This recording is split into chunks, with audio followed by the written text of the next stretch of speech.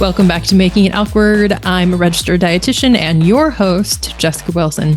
Today, I bring you the conversation that I recently had with Trampus Harmon, Sarah Doherty, and Mackenzie Burrell, all recent guests on the show, when we met up at Harmon and Son Beef in Grants Pass over the long weekend.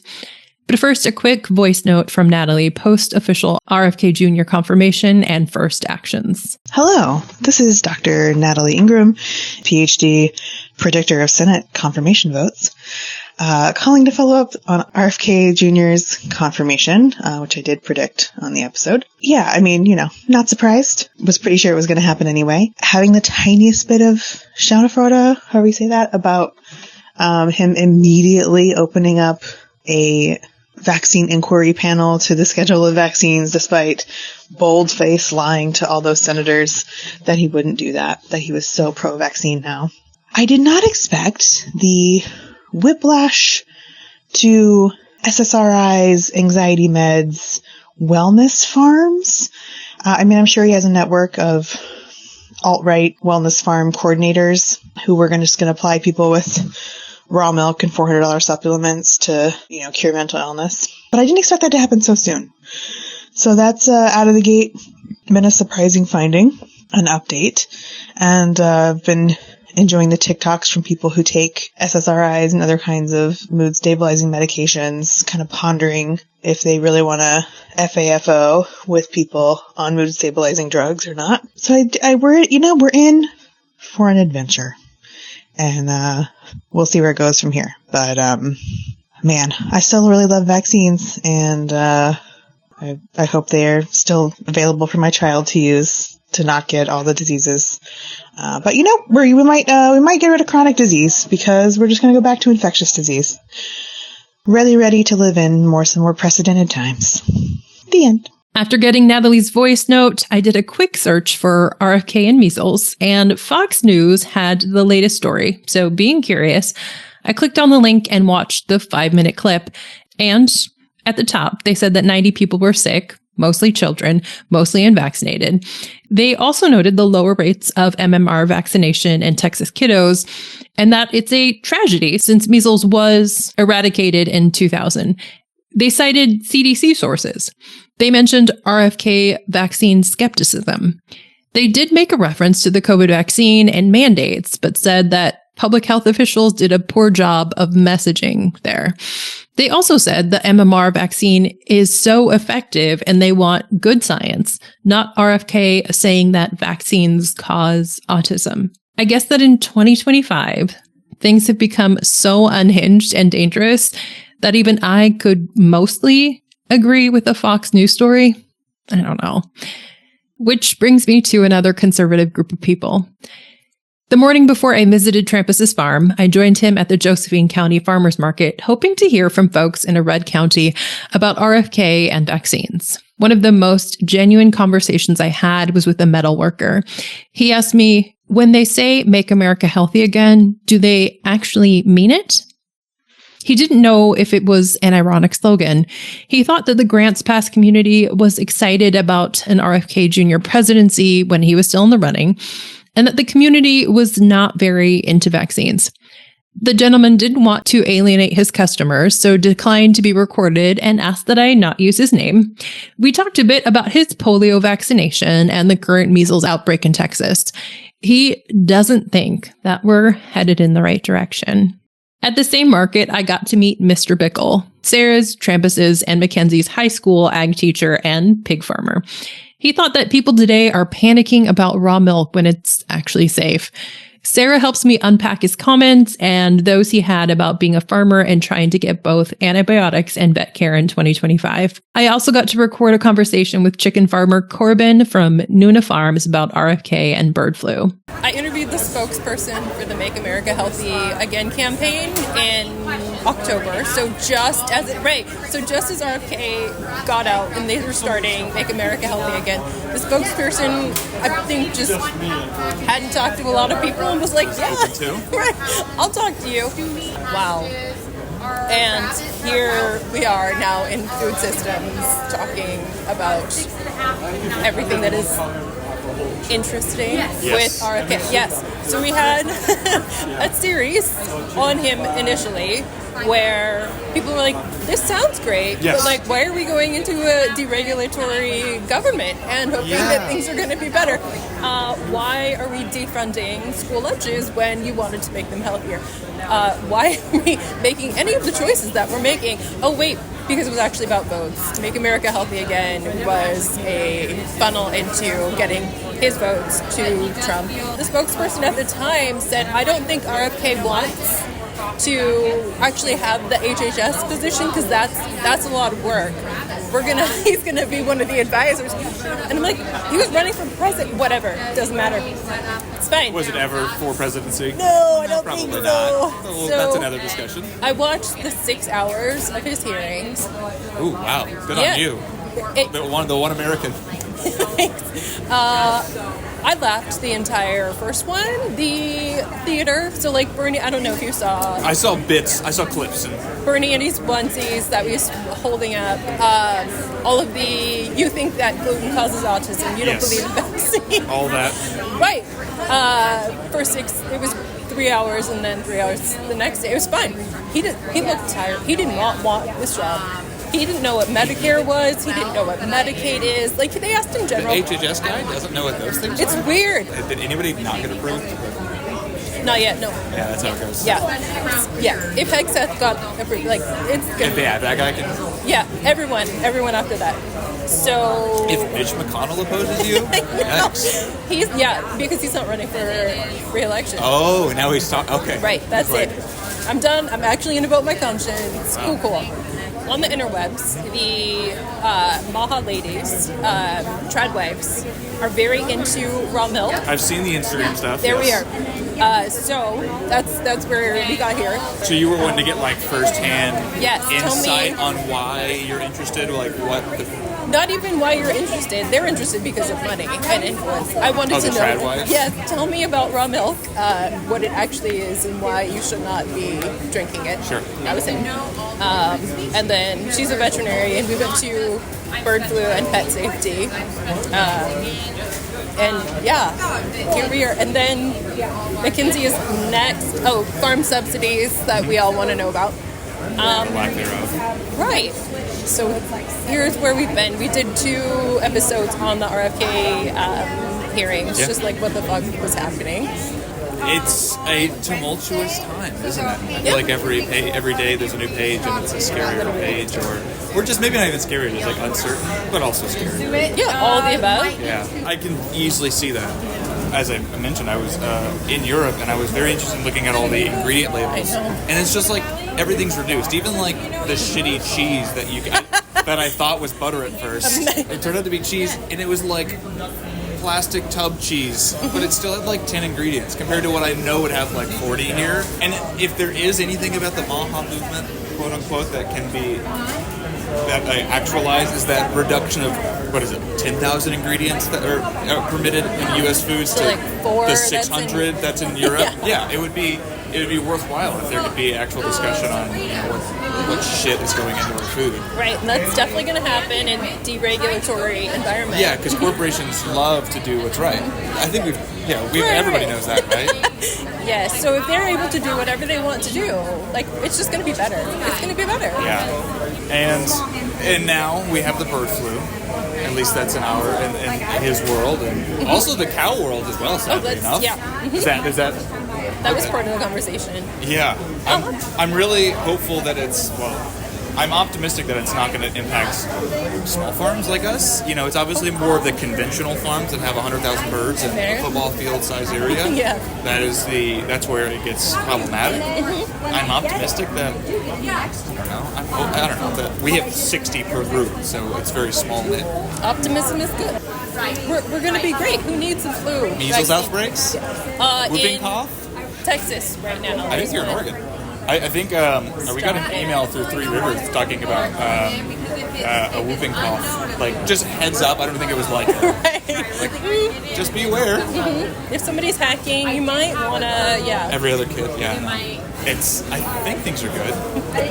We're still number 1, right? After the market, we headed to Harmon and Son, where I got to meet a cow named Peaches. And twice, when I fed her a carrot, she put my whole hand in her mouth and I had to gently yank it out. I was not prepared for the amount of cow slobber, and there's a picture of me with cow drool dripping from my hand. I went directly from her to the rabbit huts Trampus had mentioned in his episode. I held teeny tiny baby bunnies, so the drool on my hand plus bunny time left me with furry paws. We got lucky to catch a clear day in Southern Oregon, and Trampus hauled us around on a tractor as we threw flakes of hay off the side of the tractor for the cows. Well, I'd say the others threw those flakes of hay. I kind of like pushed them off in my best attempts. I was one of the few people not raised on a farm. If you'll recall, in his prior episode, Trampus mentioned that calving season was coming up, and we were there on a day that 2 baby cows had been born and were already standing up and doing their baby cow things.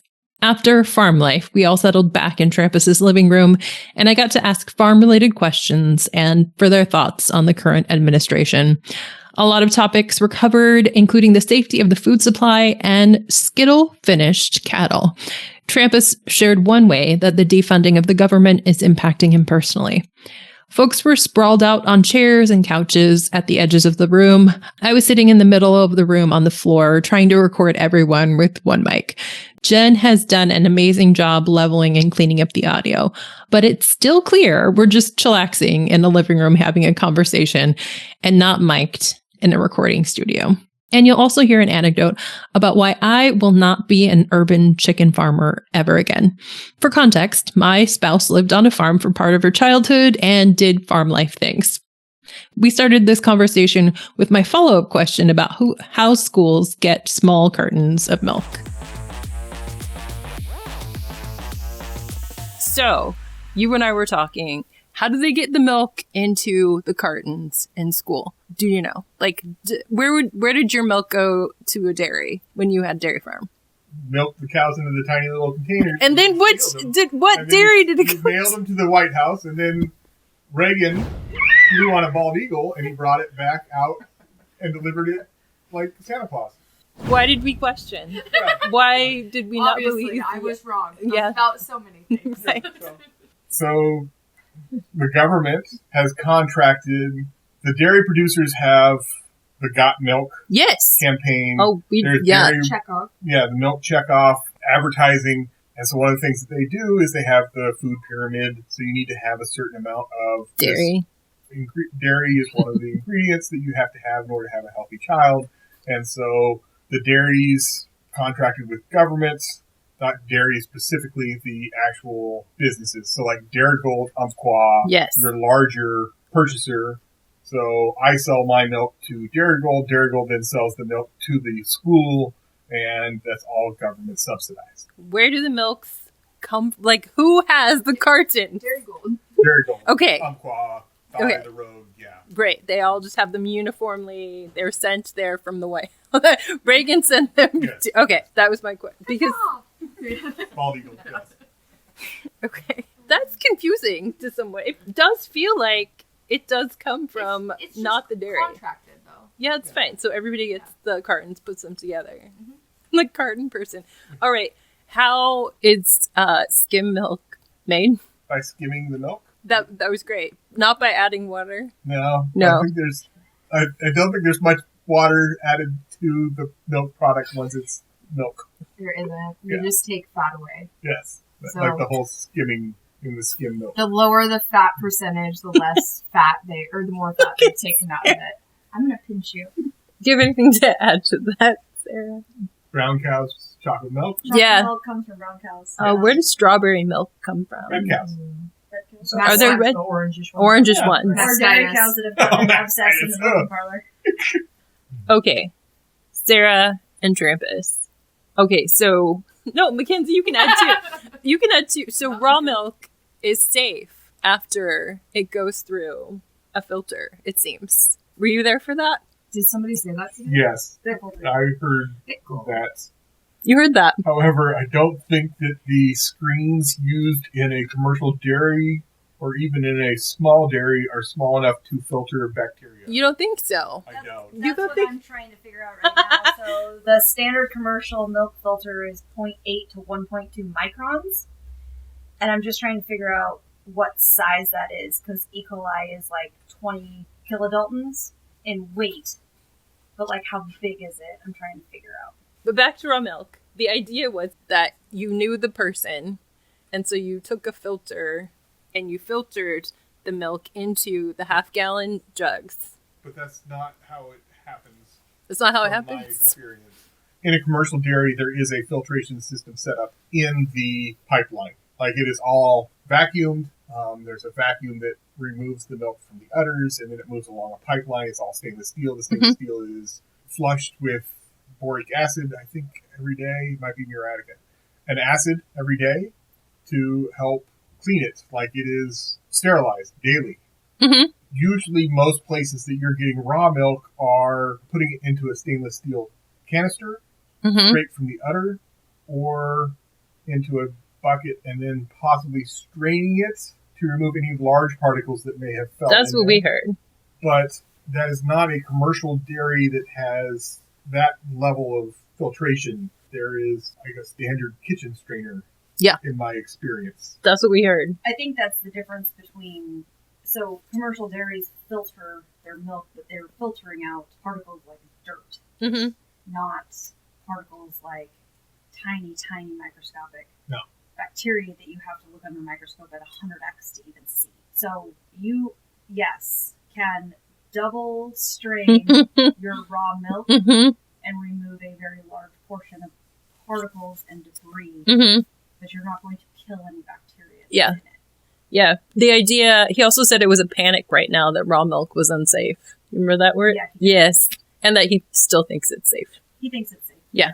So, getting food supplies from a neighbor that you've known your whole life is a safer food source than going to the grocery store. And buying pasteurized food. That happened. It's a good idea. I like it. I do. I like it. I mean, proximity. Right. You know. It's fresher. Yeah, he also said the eggs have not been sitting there for 2 weeks. It's only 2 days. And I'm like, yeah, those 2-week eggs are just, like, bad. But that's okay. Eggs have a very long shelf. I know. So, like, if you still had chickens and I walked out here and put 12 eggs in a carton, they could sit on my counter. I know. On my counter for a month. If you don't wash them. If I don't wash them. Yes, they have a bloom on them. And they're safe. Yeah, we had chickens. Yeah. We had 6 of them until one got mauled by a raccoon at like 5 a.m. Alicia walks outside and says, I don't know what to do because we don't have a gun. And I said, we don't have chickens anymore. Because if we are required to have a gun to have chickens, it's not. You just need a knife. Okay, we're spear fighting a raccoon in the 2 a.m. Alicia's in a knife fight with a raccoon. No, for the chicken. Oh, for the chicken. Yeah, you could just go like this. your hand. Grab the head and just go like this, and it just. That's what she said. So what we ended up doing, we were in Eugene, we called the pet store there, and they were like, you need to swaddle your chicken until it feels better. So Alicia has this, like, baby swaddle thing. Oh my god, is there footage? I don't think so. Oh. It was, and I was like, oh, gotta go to work. Yeah. That is So. a good point. Yeah. Okay, for some reason I thought she was in a knife fight with a raccoon in Sacramento. Oh, That's what I no. was hoping for. I was like, dude. I was imagining a gang scenario. Like, No, Yeah. that was Eugene. Gang stuff and knives. And Kinsey is. So I do One time. agree to some level with Mr. Bickle that I do think that forming relationships with people around you, Mhm. a community of growers, is beneficial. And I think there is something about freshness and quality Mm-hmm. of locally grown, locally sourced food products. But I don't think that negates the development of science Safety. and food safety Yeah. that allows me, just because I know Trampus, I'm not going to go home and eat his ground beef raw. No? I have people that do it all I the time. love steak tartare. I Grew up think- eating it though.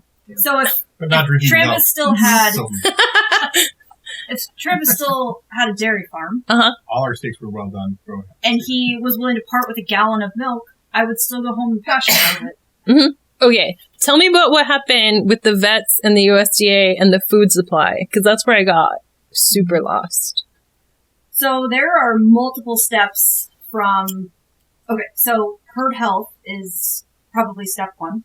So there are safety measures in place for There's still farms okay. to maintain disease control, quarantining if a disease outbreaks on their farm. Dairies, beef lots, those are probably fairly lax compared to some places. You look at like a pig farm, and you can't walk onto a pig farm. You just can't walk on and go into the barn. Like you have to Poultry.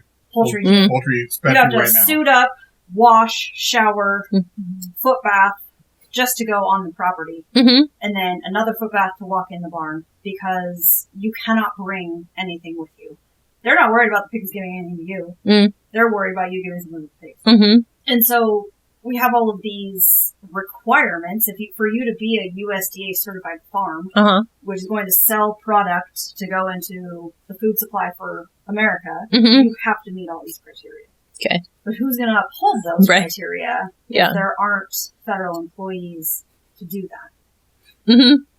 So once you then decide this animal is ready for slaughter, it then goes to a USDA certified slaughterhouse, who then gets inspected by a USDA employee. Sure they do. And a USDA veterinarian. Oh. All of which are being terminated right now. That's what you said. So if we have nobody doing the inspection, and these are not, like, it's not like they're getting inspected every day. There's a route. They get routine inspections, monthly, quarterly, depends on how many people service that area. And then there's another inspection when it goes from the slaughterhouse to the packaging house, which usually are fairly close together. Okay. And then you get it to the distribution warehouse, which has another inspection. Okay. And then it makes it to your store, which has food safety checklist. But if there's nobody to train your 18-year-old high school employee that got a job yesterday, then are we monitoring the temperature of the refrigerator? Are we keeping the time tabs on each package of meat? Like, who's doing all of that? So that's just what minimal I know of the food systems, growing, raising, butchering. I will say that there's a USDA inspector at all facilities that are USDA... Like 24/7? Operating hours, yes. Yeah, okay. Yes. Okay. The USDA veterinarian, I know nothing about. But I the think USDA they do, inspection, I think that you're right about the routes. Yeah. But the USDA inspector is on site while that is a USDA cutting USDA meat. Okay. Which it doesn't necessarily have to be their whole operating hours, because they're going to also do some for Farmer John down the road. He just raises for his freezer. Okay. Because you can do that. You can raise your own meat. Yeah. Like, I don't have to. I can just raise 2 bucket steers every year. Throw them in my freezer. Yes. And there's no rules for antibiotic administration. There's no rules for withdrawal. If I'm eating it myself, nobody cares if I try to poison myself. The other problem that we have, particularly with, and I didn't realize that law had just come out January 1st because it doesn't apply to what I do on a daily basis. So I didn't realize the restriction. Yeah. I knew that they had started to crack down on it over the last few years, but I didn't realize it was like just happened. So before, as they said, they could walk into the feed store, Tractor Supply or whatever, and just buy a bottle of antibiotics. Part of the problem that we were seeing is that if they can walk in, that means my average dog owner can also walk in and buy antibiotics. Because it's not like they have to show the checkout person, hey, I have 500 head of cattle at home that I'm feeding. You just walk in and buy it. And so between the combination of overuse in antibiotics in veterinary medicine and the combination of overuse of antibiotics in human medicine, we have now developed these superbugs that are uncontrollable. And so methicillin-resistant staph infections, not to mention a bunch of others. So in an effort to reduce the amount of antibiotics circulating in the world, they had to put tighter restrictions on it. Which means Joe Blow can't walk in and buy his LA200, which is oxytetracycline for the rest of us. That they now have to have a relationship with a veterinarian.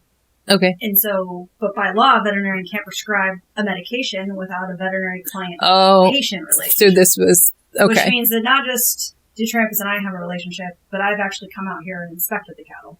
I mean, yes. So when you look at the percentage of large animal veterinarians Mm-hmm. in the Southern Oregon Rogue Valley, Mm-hmm. there are two. Two.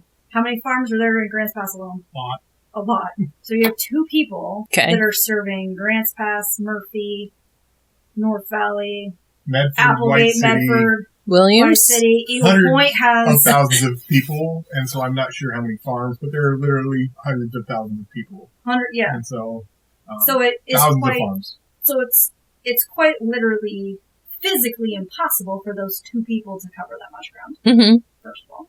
Second of all, economics just says if demand goes up, so does price. Mm-hmm. So then they start pricing out the farmers. So like Bickle was talking about, he has 5 piglets Okay. that need surgery. That's what he was meaning. So Okay. the piglet maybe is worth $100 right now, Mm-hmm.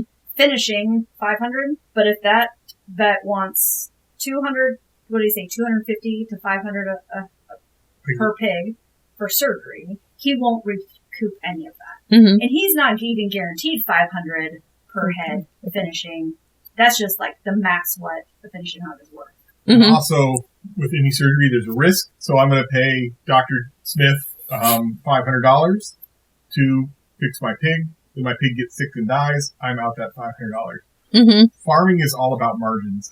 Yeah. And so if you're not making margins, at what point is it worth me fixing this hurt pig, hurt cow? Or is it like, hey, that's just part of farming is I'm going to have a certain percentage of death loss because it's not affordable for me. Like I'll literally lose my business if I have to do this. What she said is very true about the vet relationship. I actually have a vet that I contract every year, Dr. Church. He comes out and he does all our bangs vaccination for our cows. Bangs vaccination is one of those vaccinations that is required to be done by a veterinarian. And so that actually, he does a herd check at the same time. And then he goes over our vaccine program with us. He constantly wants us to make changes to the newest, best vaccine, which I understand. However, due to what we're doing, we're sticking with what we're at. Are you moving to mRNA is what I need to know right now. Only in the Skittles. So. No, we are not. We've used the same vaccine for years and we'll continue to stick with the vaccine that we've used. Yes. He also recommends supplements for us. The big giant blue tub that's empty out here, but it's Purina supplement that we give to our cows that helps with, so you can give them one that helps with fly control. Basically, it passes through their rumen into their manure, and so then flies can't breed. Oh, interesting. Okay. And so we do use that, and it helps with hoof rot, pink eye, and several other common diseases with cows. And so that's one of the things that he does. He does push a lot of certain vaccines. He's like, hey, you should use this one instead of this one, or this one instead of this one. And I'm fine with that. I understand everybody has their favorite. I like Dodge, you like Ford. That's fine. Yep. My concept is if a vaccine has 10% of this, and this vaccine has 10% of this, and they're the same thing, one's generic and it's the same type of when you human medicine. Mm-hmm. Draxin, I can't remember the actual name of it, but it's a newer medication that has come out for cows, and it's an antibiotic type medication. And when it first came out, it was ridiculously expensive. Like one bottle was about $1,000, and now it has come out with a generic version, and it has become affordable for smaller dosages and that kind of stuff. Can you explain the Skittles for the people who are listening and the mRNA? So, there are farms in the Midwest who are closer to candy factories, and so they are feeding reject candy to their cattle. Mm-hmm. Skittles, chocolate is a huge one. Mm. Depending on where you're at in the United States, there is probably some byproduct. We talked earlier about the macadamia nuts and the husk going to Zuckerberg. He's raising cattle with macadamia nut husks because he's in Hawaii and that's where he has access to that. There are people that have access to Skittles. There are people that have feedlots close to Idaho and are feeding cooked potatoes to cattle just because cattle need energy to put on mass, just like any other, human or any other being. Basically, it needs energy, and so Skittles are packed full of energy. And if it's very affordable, then you can supplement basically sugar into your cattle. So do they say like Skittle finished cattle? They Is this do what not. they don't say that. They say Fruity fresh. they say grain finished. The big concern that I have heard is that Skittles have red dye number 40, and that the cattle digest that, and then it shows up in the meat. That is strictly what I have heard. Sarah's going to look it up right now. That's just one. I'm just telling you what people have told me. Like, I do not fact check my customers.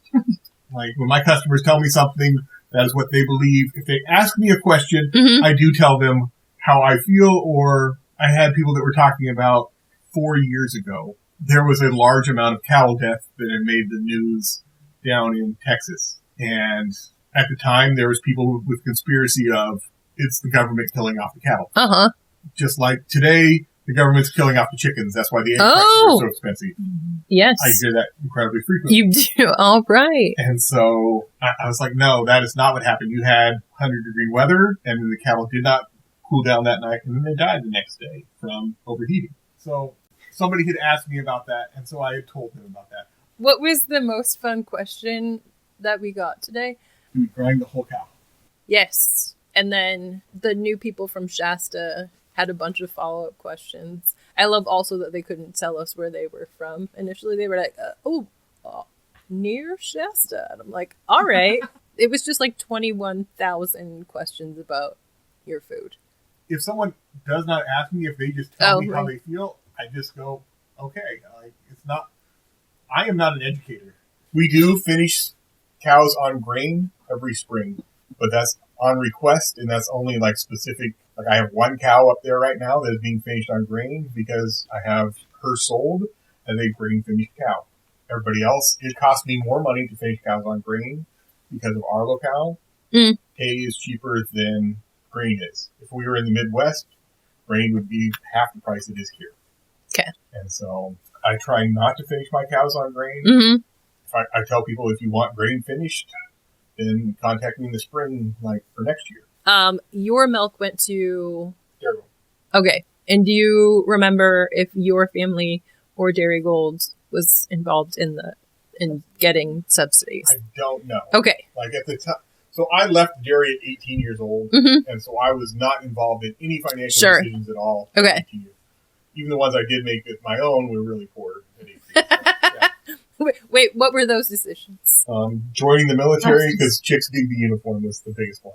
And then you heard about the Porta John. Yeah. Porta John. Bad decision. And then that was not a bad decision.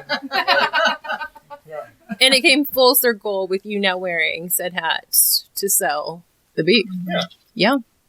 No, I think we were just talking about like the checkoff programs and Got Milk, and we talked then about subsidies in general, and then cooperative advertising and all that kind of stuff. Black Angus, Angus has done a very good job with their media presence as well. Because even Jack in the Box? Yes, Angus, 100% Angus beef. And again, this is what we say when we're farming. It's like you strip the hide off of it, you can't tell the breed. And so, how do they know this is all Angus beef? So we have Got Milk. Really good with Angus. Beef, it's what's for dinner. Pork the other week might be. Happy Cows from California. Right. Yes, that was a big one. Got Milk was huge. Again, jealous that I was not involved or in. I was not invited. Like everybody, at the time, there was a ton of famous actors who had, the milk mustache and Got Milk. All right. Last thoughts on either incoming administration or RFK actually getting confirmed as HHS from everybody, including Amy. All right, Sarah. Okay, or who wants to go first? It has been 1 week. since his confirmation. Uh-huh. And there is already a measles outbreak in Texas. Uh-huh. And there was already a measles outbreak in Arizona. And there are so many diseases that have been near eradicated simply from vaccines. Mm-hmm. And there have been extensive, multiple studies done to prove that vaccines do not cause autism, and in fact save millions more lives than we have new autism diagnosis. Mm-hmm. So I'm struggling, obviously, with the fact that we have somebody at the head of Health and Human Services that has absolutely no medical background whatsoever and self-dosed heroin but won't take a vaccine. Mm-hmm. But he is vaccinated. He is vaccinated, but he does. The biggest regret of his life is vaccinating his children. Yep. Mm-hmm. Even though they're alive today because of those vaccines. Mm-hmm. And then my concern is going to spill over back into veterinary medicine. Because if we pull all vaccines for humans, so the big thing right now is go continue to get vaccinated. But what if he pulls the supply of vaccines? Sure. And then from a food safety standpoint, what if we pull the vaccines that are crucial to keep the food supply alive? Mm-hmm. Or particularly those diseases that we vaccinate for simply because they're zoonotic. Yeah. We vaccinate for rabies because it's zoonotic. Yeah. We vaccinate for leptospirosis because it's zoonotic. We vaccinate for brucella because it's zoonotic. It's not going 90% of the things we vaccinate for is because they can be transmitted to people. Mm-hmm. And we have to keep the food supply safe. Oh yeah, zoonotic. What, Sarah? What does that mean? Zoonotic is a disease that can be transmitted from human to animal, or animal to human. Mm-hmm. Thanks. H1N1. H1N1, H5N1. And now we have a 9. Where's the 9 go? Is it H9N1 or H5N9? I don't know. Oh yeah, the new variant? The new variant of H5N1. Yes. It's H5N9. 9. I think so. Yeah. It's great. I'm excited about it. That's the Arizona outbreak that I'm... It's great. It's going great. I'm hoping for zombies still. But... We're great. We're all fine. It's fine. It's fine. We're all fine. Like, the world is not on fire. Do you know, like I don't, is there government funding subsidies in animal vaccines? Like, I know that research in human vaccines is funded almost specifically by the United States government. Is the same for animal vaccines, or do you know? I do not know, but if I had to guess, I would say yes, particularly the food animal vaccines. Something else I thought about you regarding the research that you mentioned, like needing to be done on women, not just men, for research in general. I was like, I bet DEI is going to come for that one too. And that's just not going to happen. Yeah, it's just not. I mean, it's already not happening. So if we're going to roll back DEI, we're going to eliminate all women. And there's a wealth of information that simply has not been touched because a minority group isn't important. Yeah. I'm not really sure I have anything on him specifically. I'm pretty horrified in general with everything that's happening.